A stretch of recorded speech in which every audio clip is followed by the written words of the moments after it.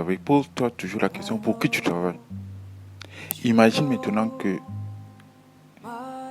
l'entreprise, c'est ta femme. Et toi, c'est le salarié ou bien l'employé. Donc, tu travailles dans l'entreprise. Et le but de l'entreprise, ce n'est pas de te faire enrichir. Le but de l'entreprise, c'est de te donner suffisamment de sous pour que tu n'aies pas envie d'aller voir le concurrent pour travailler chez le concurrent. C'est de te donner juste ce qu'il te faut pour que tu puisses pas survivre, mais juste pour subsister. C'est ça le but de l'entreprise. Donc, celui qui prend le risque, c'est qui? C'est le patron, celui qui a créé l'entreprise. Il ne crée pas son système pour que tu viennes t'enrichir dans le système. Donc, ceux qui pensent qu'en allant travailler tous les matins vont devenir riches, soit ils n'ont rien compris, soit ils sont stupides, soit ils sont très naïfs. Bon, revenons dans le cadre des relations humaines. Donc, ta femme, c'est ton entreprise, donc c'est pour ta femme que tu travailles. Quand tu gagnes ton salaire, c'est pour ta femme. Tout ce que tu fais, c'est pour ta femme. Maintenant, pour sécuriser son salarié, il va faire quoi? Eh bien, elle va faire des enfants. Donc, quand elle a des enfants, elle sait pertinemment que même si l'amour s'étiole, même si tu ne trouves plus de sentiments pour elle, tu es obligé de payer. Tu vas continuer à payer. Mais si tu décides de partir, c'est pas grave, tu payeras toujours. Tu payeras comment? Tout simplement parce que elle a des enfants. Donc, elle fait des enfants parce qu'elle sait pertinemment que lorsqu'il y a divorce, tu seras obligé de payer une pension alimentaire. Tu penses que tu payes pour tes enfants? Non. Les enfants sont juste un bouc émissaire. Elle va faire des enfants. D'ailleurs, c'est même pas comme ça que ça se passe. Ce qui se passe, c'est que tu l'épouses. Après l'avoir épousée, elle fait en sorte qu'elle tombe enceinte. Quand elle tombe enceinte, la maison est petite, donc forcément, il faut que tu déménages. Quand tu déménages, elle te donne tous les moyens possibles pour que tu aies suffisamment de sous pour acheter une maison. Ben, quand tu achètes une maison, comme il y a un enfant qui arrive, ben, tu achèteras une voiture. Tu as une maison, tu as une voiture. Après, maintenant, il faut remplir la maison avec toute la mascarade. Ben, pour remplir la maison, ben, il faut prendre un crédit. Donc maintenant, tu es devenu un esclave. C'est pas parce que tu as une maison à payer, à finir. Tu as pris des crédits. Il y a des enfants qui arrivent. Même si tu divorces, tu paies tout. C'est toi le perdant, elle n'est pas la perdante. Donc quand une femme, elle s'installe avec elle, elle dit je suis une femme enfant. Que veut dire le concept de femme enfant? Dans le concept de femme enfant, il te dit moi je suis l'enfant, toi tu es l'adulte. Mais tu ne peux pas envoyer ton enfant travailler. Moi je n'ai jamais vu dans une société normale un père qui envoie un enfant travailler. Le travail des enfants est interdit. Donc quand elle te dit je suis une femme enfant, elle te dit personnellement qu'elle n'a pas du tout l'intention de travailler. Donc c'est à toi de travailler, c'est à toi de ramener les sous, c'est à toi d'éduquer, c'est à toi de s'occuper d'elle, c'est à toi de tout faire. Elle n'est pas là pour réfléchir, elle n'est pas là pour faire quoi que ce soit, elle ne t'aidera pas. Si tu meurs, tu meurs. Donc elle te dit normalement qu'elle n'est pas responsable de quoi que ce soit. Elle est juste là pour être un enfant. Elle te le dit. Donc quand une femme parle, elle te dit je suis une femme enfant, vous rigolez, j'ai rencontré une femme enfant. Au début c'est marrant au début, mais après tu te poses la question, pour qui tu travailles? C'est pour elle. Elle t'a dit qu'elle n'a même pas l'intention de faire quoi que ce soit, elle n'a pas l'intention de t'aider, elle n'a pas l'intention de t'aider parce que tu es son esclave. Donc tu vas travailler pour elle, tu vas vivre pour elle, tu vas te ruiner pour elle, tu vas prendre des crédits pour elle, parce que au début tu n'as pas eu l'intention. Tu n'as pas eu cette capacité de réfléchir. C'est pour cette raison que je ne sais pas ce qui se passe. Je pense que normalement, les parents n'ont pas fait leur boulot. Normalement, c'est le rôle du père. Mais à partir du moment où le père a été élevé par la mère, qu'est-ce que tu peux attendre d'un père qui a été élevé par une mère?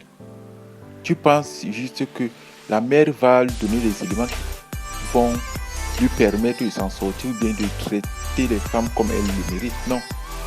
La mère va juste tout faire pour lui mettre dans une situation de confort. La mère va tout faire pour que son enfant ne sache pas la vraie vérité, parce qu'il y a une solidarité entre toutes les femmes. Parce que à partir du moment où tu traites une fille que tu ne connais pas comme une princesse, je ne demande pas de maltraiter les filles d'autrui, c'est pas ce que je suis en train de demander. Mais je dis juste qu'à partir du moment où tu es en relation avec une femme qui te dit je veux juste être une femme enfant, que tu ne veux rien faire, que moi je suis heureuse et épanouie dans ma relation avec toi. Les hommes pensent qu'ils dominent les femmes, nous ne dominons pas les femmes. C'est pour cette raison que les femmes ne peuvent pas nous haïr. On ne peut haïr qu'une personne qui nous domine. On ne peut haïr qu'une personne qui nous soumet. Les femmes ne sont ni soumises ni dominées.